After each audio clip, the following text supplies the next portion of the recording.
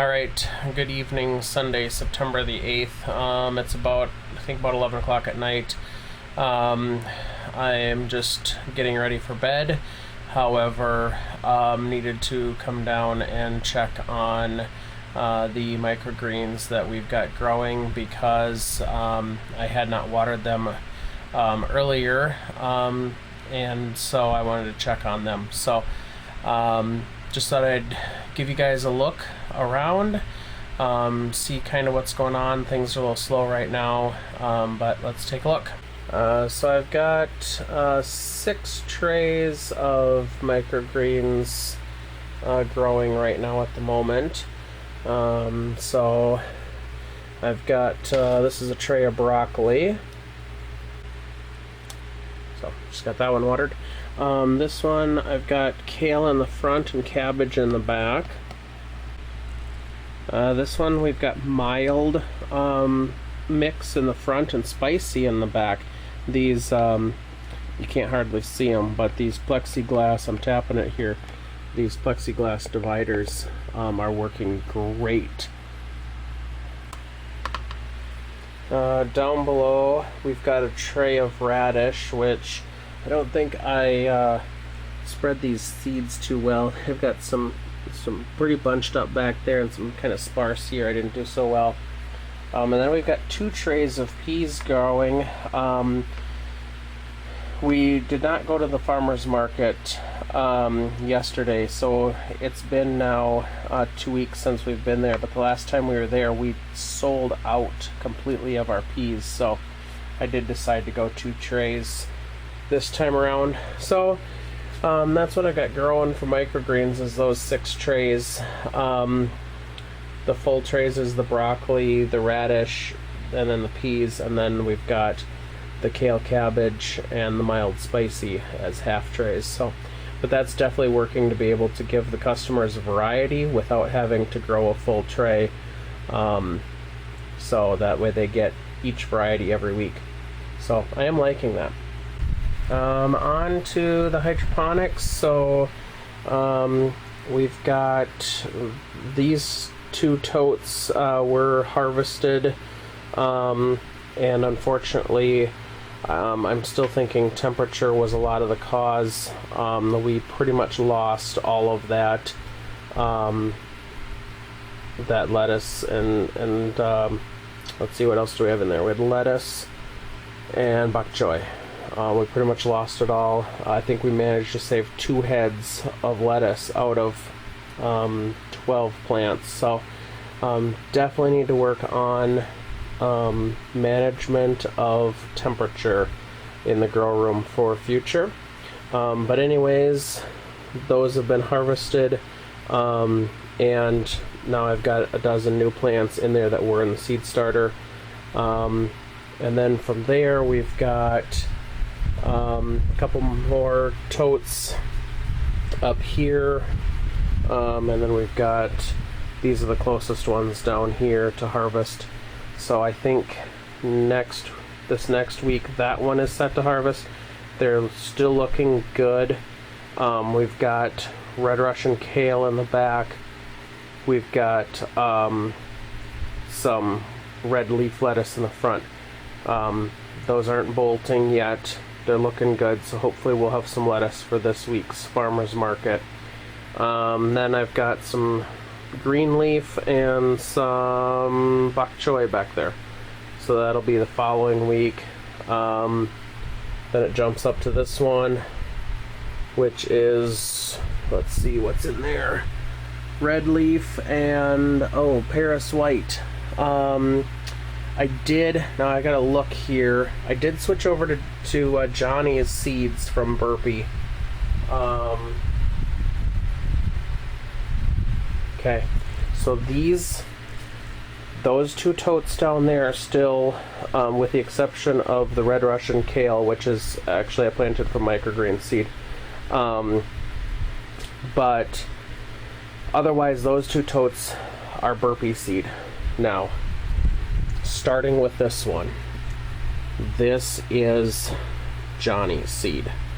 So instead of it being called Paris White, it's called Paris Island. but from what I can tell, it's virtually the same as a Caesar romaine type lettuce.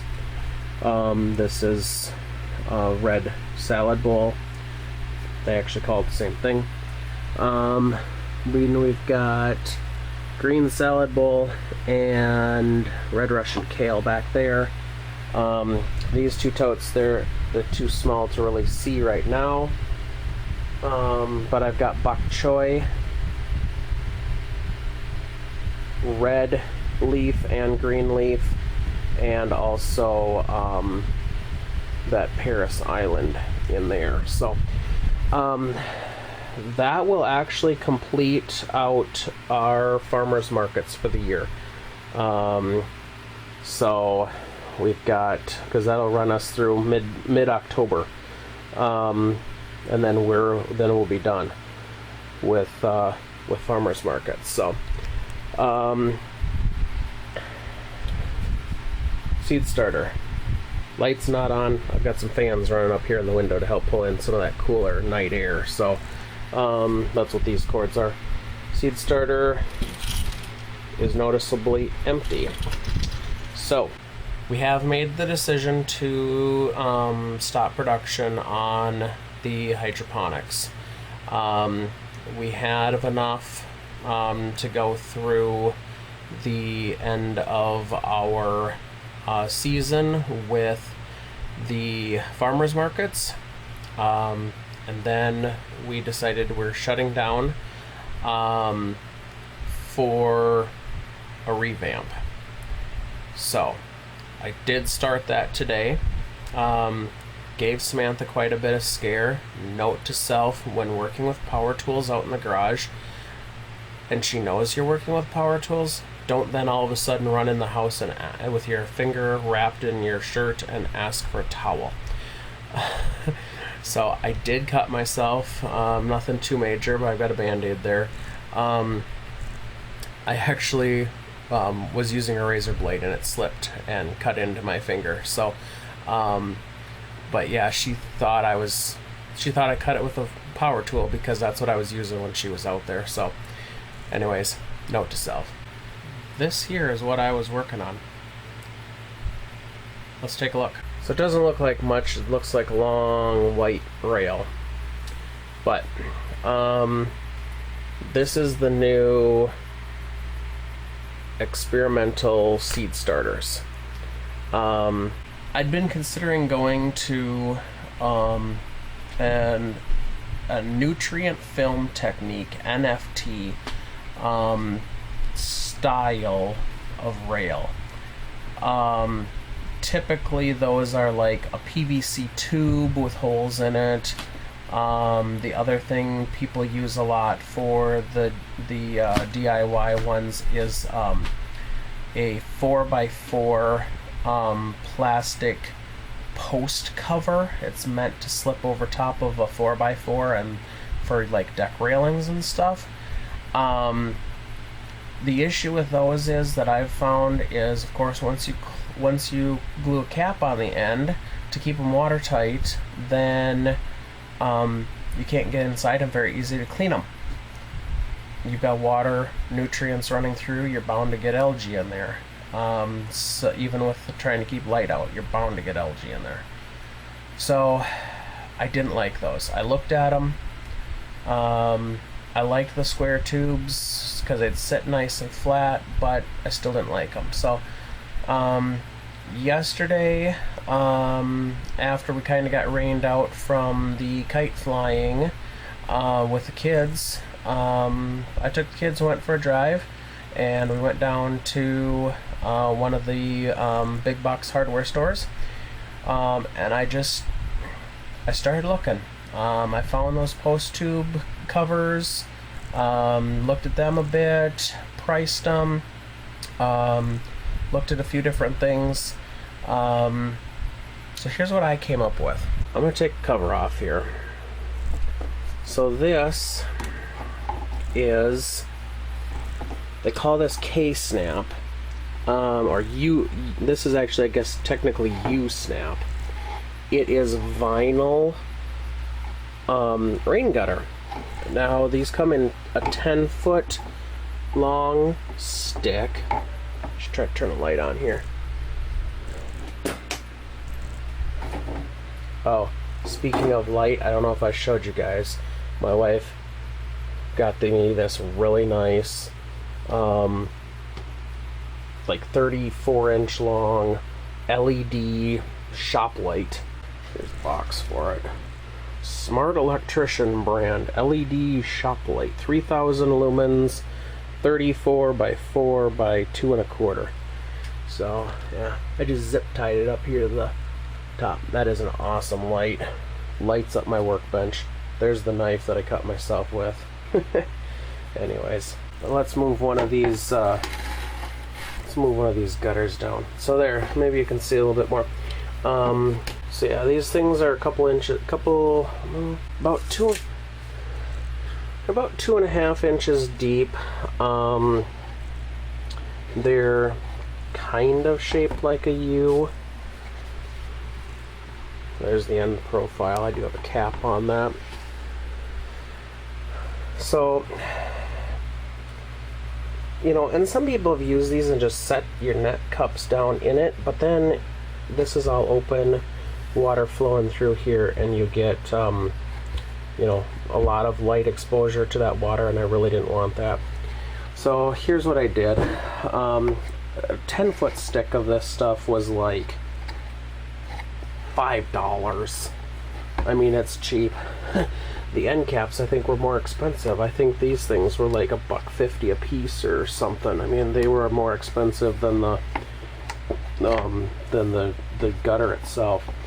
I cut these just shy of 47 inches. So this 48-inch rack, technically, to set them in, is 47 inches. So I cut them like 1/8 of an inch less to account for the end caps. They fit just nicely in there. I'm gonna have on one end, I don't know if it'll come through the top or if it'll come through the end cap, but I'll have water in, and then on the other end I'll go through the end cap and have a water out. I would like to do a combination. Typically NFT, you'd have these at a slope and you'd have water just constantly trickling through, so the roots can soak them up. Now I want to use this as a seed starter, so by the time I put my net pots in, grab one. You know, I don't want them sitting down here on the bottom. I want them up a little bit. You know, so I need to have a little bit of water in there to get that. So I'm thinking I'm going to try to combine this with a flood and drain. So maybe what I can do is have the pump on for, I don't know, I'll have to play with it. Have the pump on for maybe an hour, let everything fill up and soak in, shut it off, let the timer shut the pump off. Maybe it can slowly trickle down, and, you know, repeat the process a couple times a day, or maybe more. Right now, I mean, that's a flood and drain. It comes up, it floods that, it drains. I have that thing running twice a day for like 10 minutes. Maybe that's all I need. I do want to put nutrients.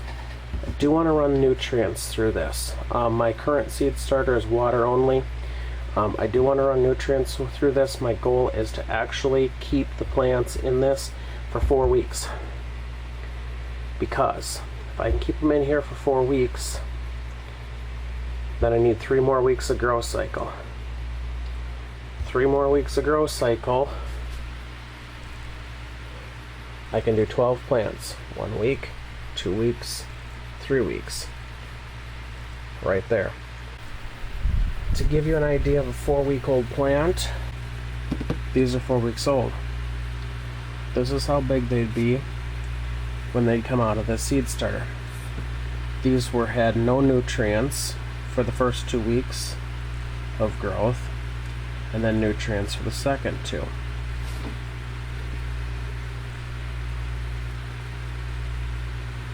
They've got some roots, but that should be alright.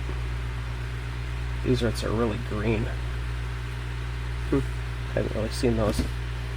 You know. So, I don't know. Oh, I got kissed by the light a little bit.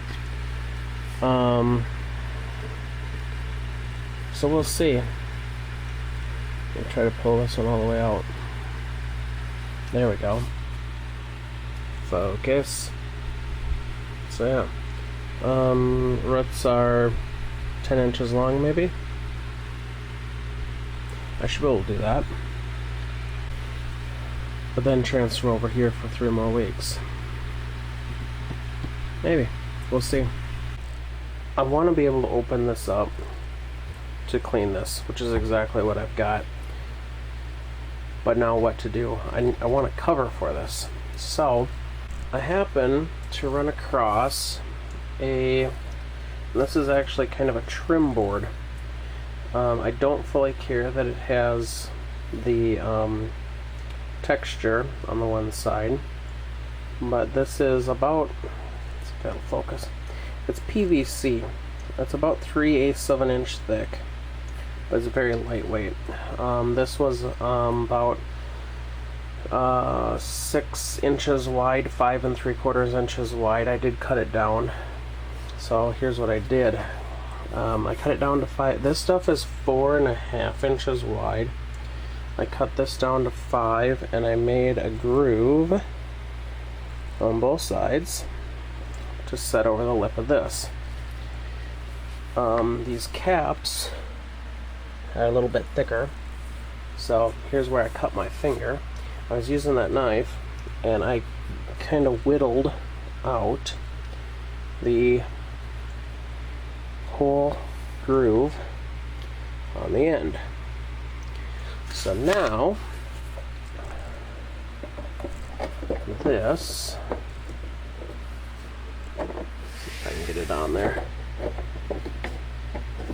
I'm trying to do this one-handed. Oh no, it's set right in there. So now this is my cover sitting on top of that channel. Now what I'd like to do, and you know what I will do, is get these spaced out.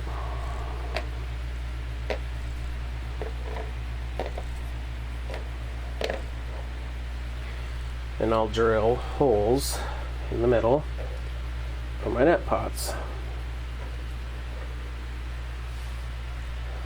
I want to be able to put a dozen of them in that roughly 4 feet. So that'll be next, along with figuring out water in and drain out. So I just got 2 of them.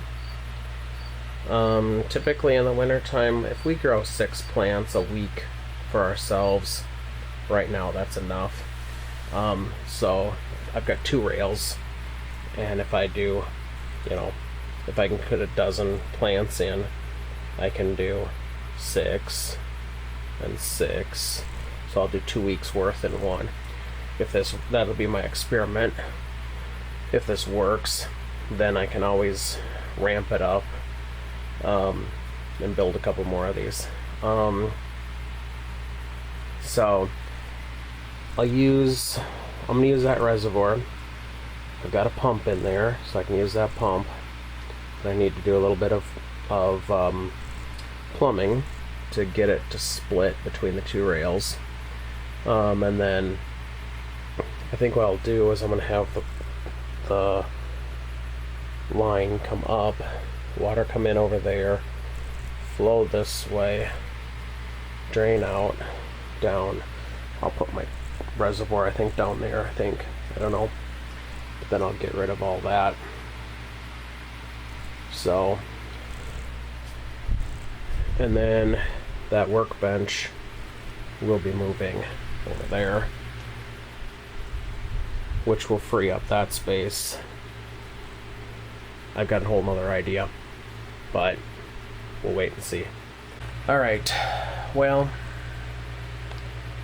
with that, I think I'm gonna call it a night. Because it's now about 11:30, and I gotta be to work in the morning. So stay tuned. But yes, hydroponics is shut down temporarily. New stuff coming. Stay tuned.